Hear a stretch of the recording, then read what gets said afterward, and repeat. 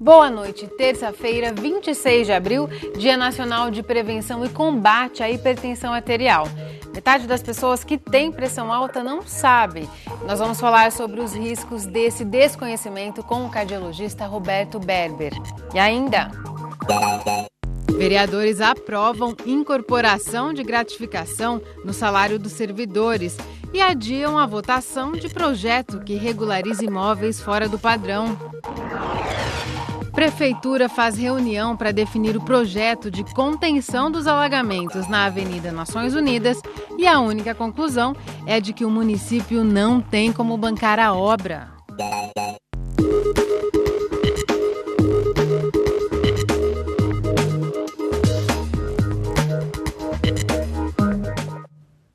A gente abre esta edição com a reunião realizada agora à tarde, que apresentou propostas para acabar com os alagamentos na Avenida Nações Unidas, em Bauru.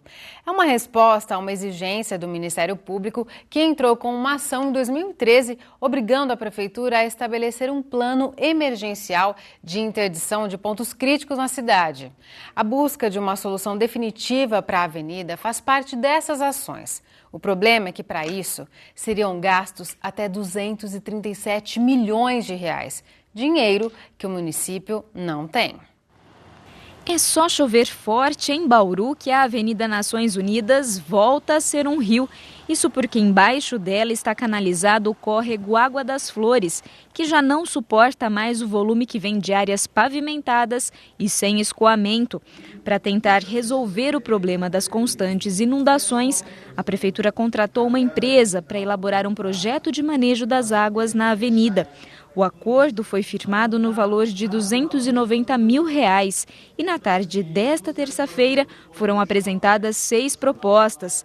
Elas foram formuladas tendo como base a ampliação da capacidade de escoamento do córrego e também a construção de reservatórios para a contenção das águas. Para isso seriam usados espaços públicos, como praças. A gente leva em conta todos aqueles conceitos que hoje são aplicados no manejo das águas pluviais, no gerenciamento da drenagem urbana. Então a gente pensou em controlar esses impactos das enchentes na bacia do córrego Água das Flores, com reservação em algumas alternativas, com reservação e alguns reforcinhos em trechos muito críticos, principalmente na região entre o Parque e a Avenida Duque de Caxias, e um outro que seria de apenas canalização, mas com todos os impactos decorrentes dessa medida, que seria impactar fortemente o Rio Bauru. O problema é que as obras foram orçadas entre 165 e 237 milhões de reais, dinheiro que a Prefeitura não tem em caixa. Mas o secretário de Obras afirma que já estava preparado para os altos valores dos projetos. Quando a gente mexe com infraestrutura, sistema de drenagem, pavimentação, é tudo muito caro. A Prefeitura não teria. Qual que é a ideia? Elaborar um projeto sustentável para buscar junto aos órgãos, sendo ele ou federal ou estadual.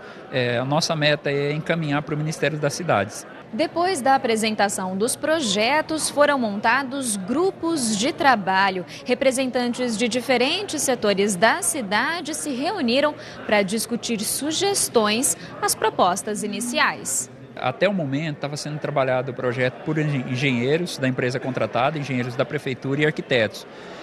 A ideia é para que abra para as pessoas das áreas ambientais e também que mexe com planejamento urbanístico, para que faça essas propostas. Para o coordenador da Defesa Civil, tecnicamente as propostas atendem às necessidades do município, mas os principais problemas são o custo e a dependência de financiamento. Tecnicamente as propostas são bastante viáveis, economicamente nem tanto, o município não tem condição de fazer investimentos em torno de 180, 200 milhões de reais para acabar com essa questão da enchente nas Nações Unidas. Então tem que se buscar recursos na esfera estadual e também na esfera federal.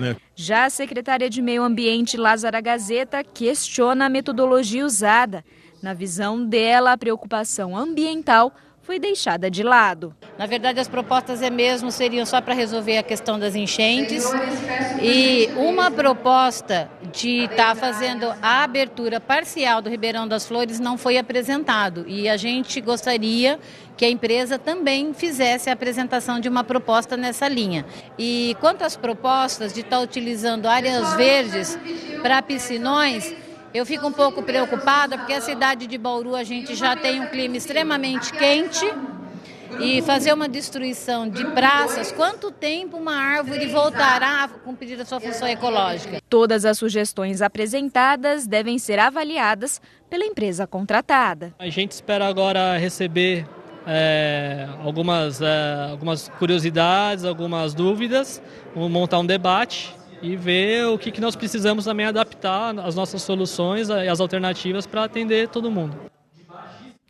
É bom buscar saídas porque a chuva sempre volta. Depois de 32 dias de estiagem em Bauru, finalmente ela chegou nesta madrugada. E já foi o suficiente para baixar a temperatura. Neste momento, chove em praticamente todo o estado de São Paulo, com exceção do litoral. Vamos ver então como fica a previsão para os próximos dias. As informações são do IPMET e do CPTEC. Nesta quarta-feira, a frente fria que se desloca pelo estado caminha para o Rio de Janeiro e o tempo começa a ficar mais estável na região oeste, mas ainda deve chover no nordeste e na faixa leste paulista. A entrada de uma massa de ar frio diminui as temperaturas em todo o estado. Bauru deve amanhecer nublada e pode ter chuva ao longo desta quarta-feira. Neste momento, a umidade do ar é de 95%. Agora os ventos sopram fracos, a 2 km por hora. Hoje a mínima foi de 17 graus e a máxima ficou em 25. Detalhe que a temperatura mais alta do dia foi às 15 para 1 da madrugada. Amanhã, os termômetros devem variar entre 13 e 21 graus. Depois do intervalo, você vai ver como foi a sessão da Câmara. Os vereadores aprovaram 2 projetos que permitem a incorporação de gratificação ao salário de servidores municipais. Daqui a pouco, voltamos num instante só. O Laboratório de Estudos em Comunicação, Tecnologia e Educação Cidadã da Unesp em Bauru promove nesta quinta-feira um debate para a gente refletir sobre o atual momento político do país. É o colóquio Mídia e Democracia, o que está em jogo no Brasil. O evento quer debater as relações dos veículos de comunicação de massa e também das novas mídias digitais com a democracia brasileira. Os professores Juliano Maurício de Carvalho e Antônio Francisco Magnoni, ambos da Faculdade de Arquitetura, Artes e Comunicação, vão mediar a discussão. O evento começa às 4 da tarde na Sala 1, a entrada é de graça e as inscrições podem ser feitas no link que aparece aí em seu vídeo. O assunto agora é política municipal. 2 projetos movimentaram a sessão da Câmara desta semana. Um deles reduz o período para a incorporação de comissões nos salários de servidores municipais. O outro prevê a regularização de imóveis construídos fora do padrão.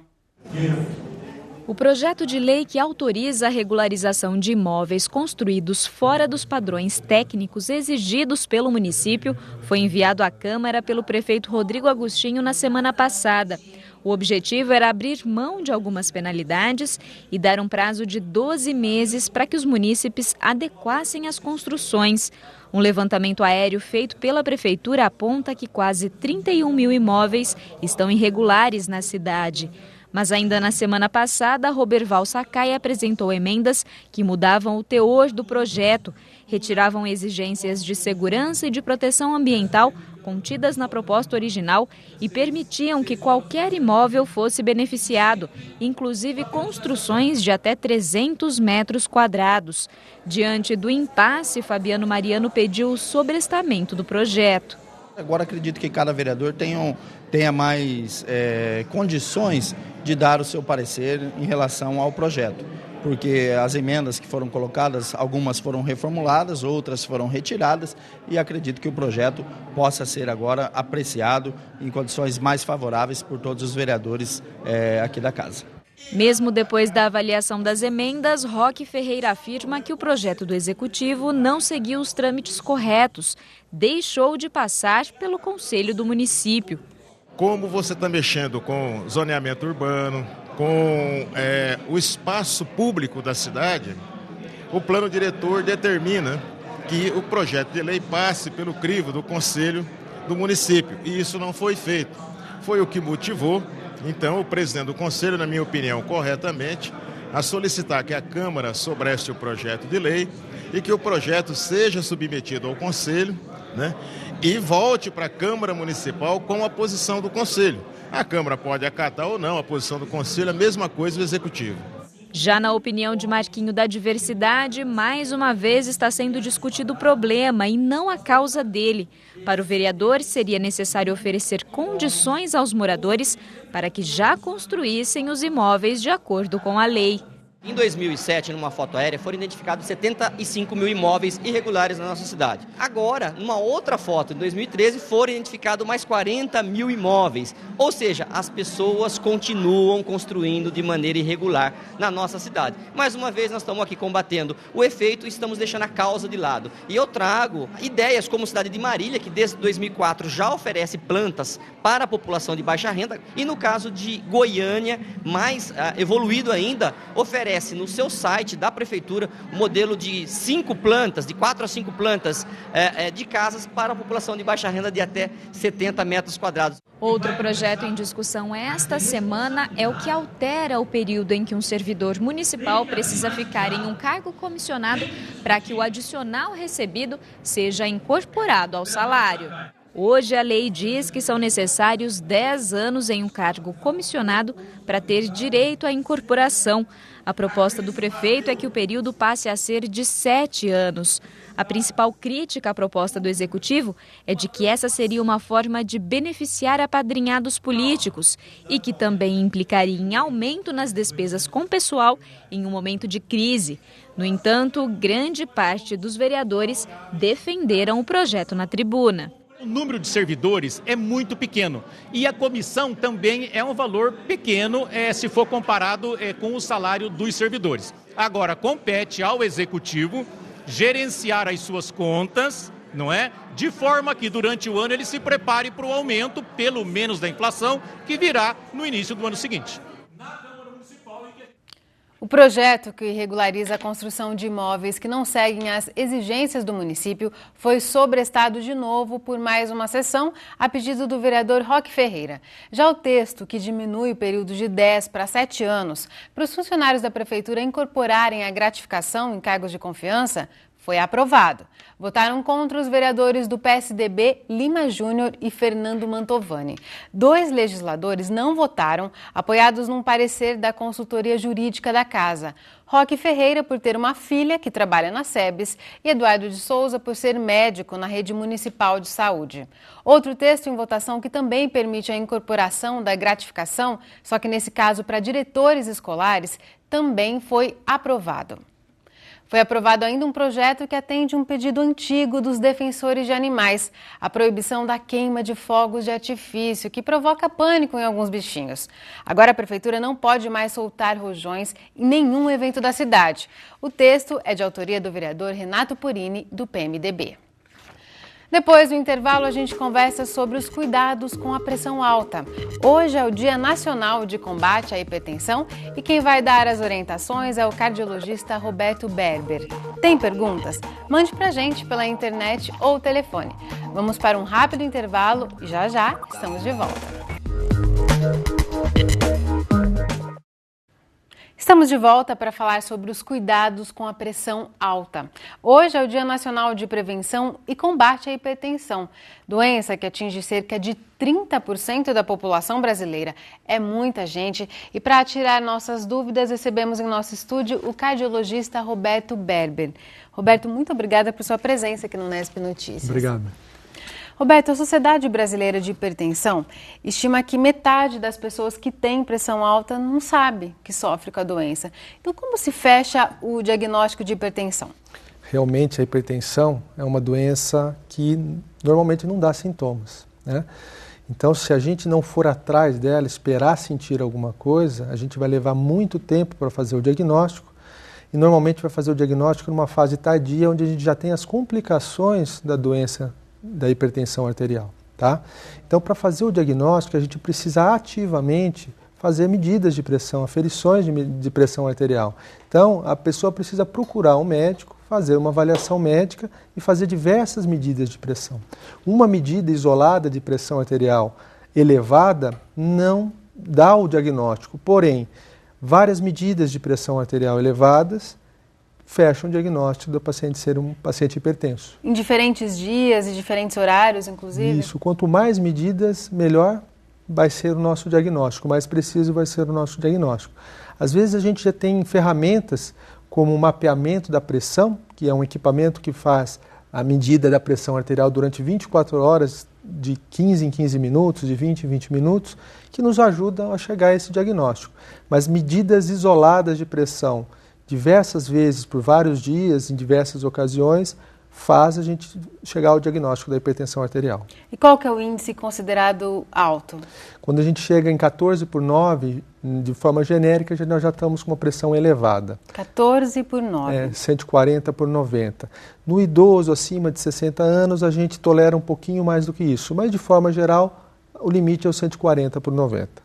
As principais causas seriam uma alimentação errada, muito carregada no sal, sedentarismo, esses hábitos que a gente sabe que não fazem bem, ou é uma predisposição genética que vai determinar? Nós temos as duas coisas. Nós temos a predisposição genética e os hábitos que fazem com que essa predisposição apareça, né?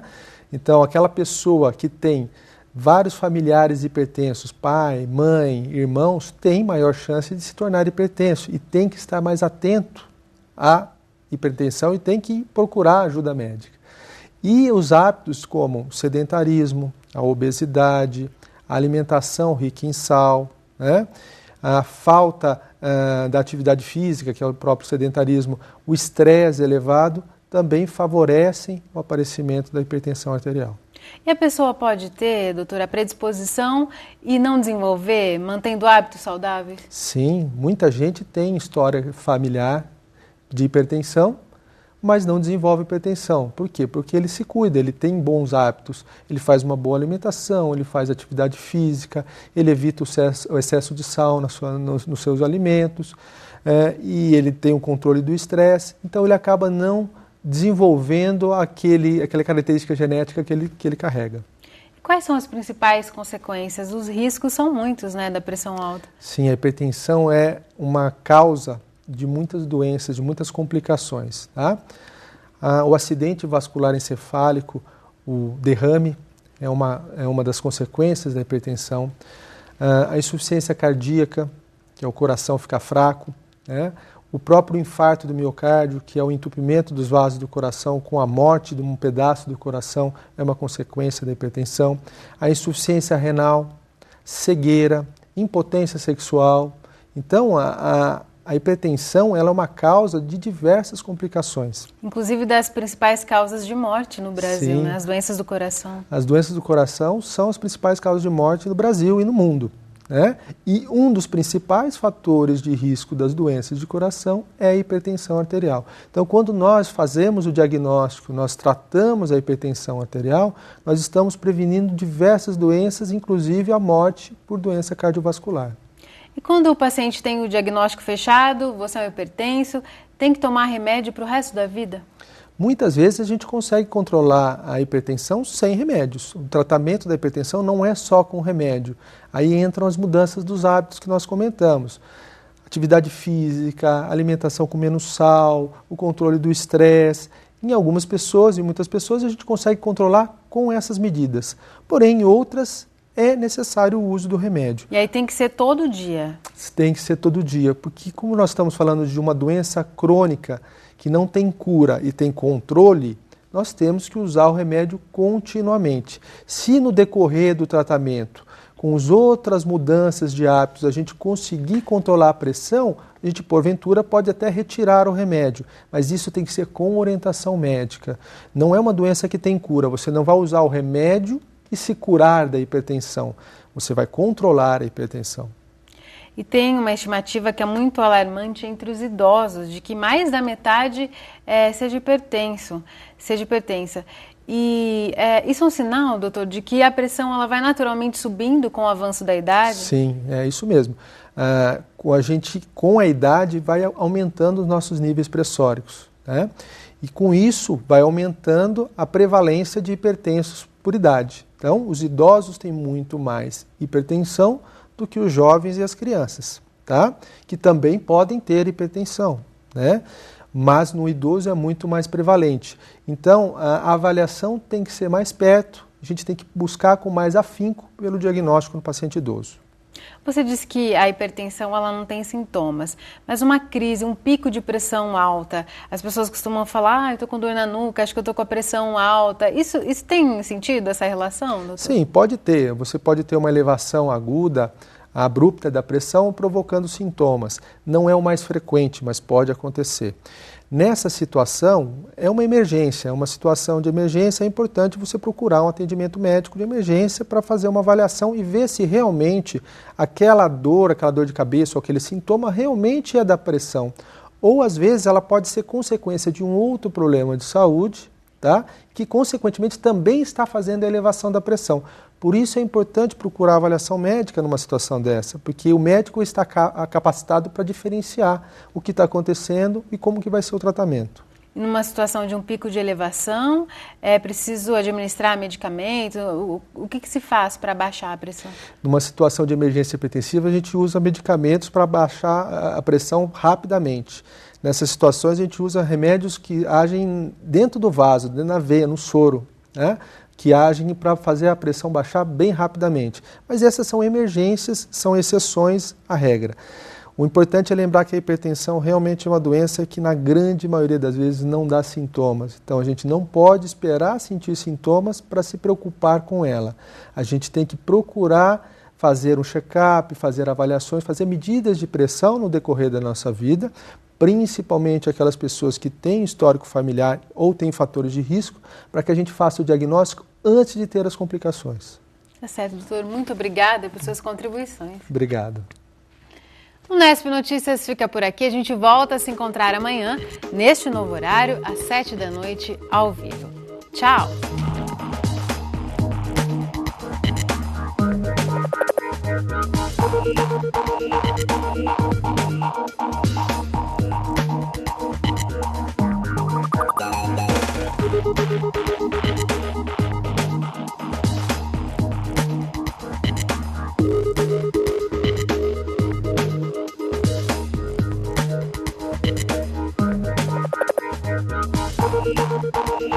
Thank you.